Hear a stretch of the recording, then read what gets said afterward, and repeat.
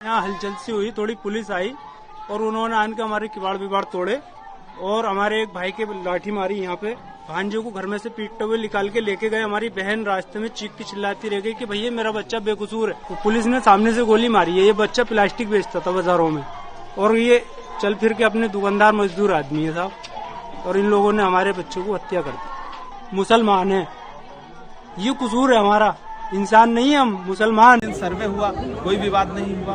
प्रशासन ने लोगों को विश्वास में लिया, कमेटी को विश्वास में लिया, कोई बवाल नहीं हुआ। लेकिन प्रशासन ये नहीं चाहता था। प्रशासन तो चाहता था कि सर्वे टीम तो चाहती थी कि शांतिपूर्ण तरीके से कैसे हो गया।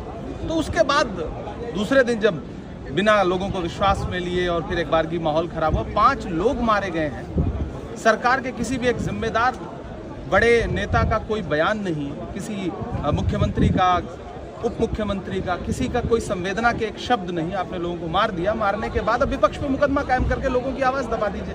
ये लोकतंत्र तो नहीं है। और आज चूंकि संसद में आवाज ना उठ सके इसलिए आप संसद को जो है वो एडजर्न कर दीजिए, राज्यसभा एडजर्न कर दीजिए, क्योंकि अडानी के मुद्दे पे बात ना हो सके, संभल के मुद्दे पे बात ना हो सके। तो ये सीधे सीधे लोकतंत्र को कुचलने वाली कार्रवाइयां हैं। जुदा कर दिया, सुबह से फोन लगा। संभल के तुर्तीपुरा मोहल्ले में मातम कर रही महिलाओं की चीखें यहाँ पसरे सन्नाटे को तोड़ रही हैं।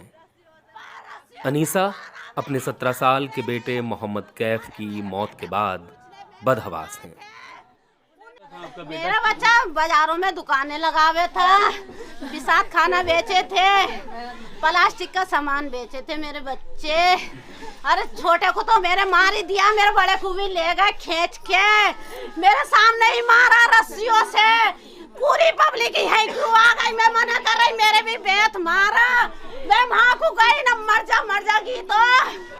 कैफ के परिजनों का आरोप है कि पुलिस ने दोपहर में उनके घर आकर उनके बड़े भाई को भी उठा लिया और तोड़फोड़ की। सर्वे हुआ, कोई विवाद नहीं हुआ।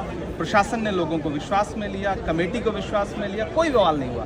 लेकिन प्रशासन ये नहीं चाहता था। प्रशासन तो चाहता था कि सर्वे टीम तो चाहती थी कि शांतिपूर्ण तरीके से कैसे हो गया।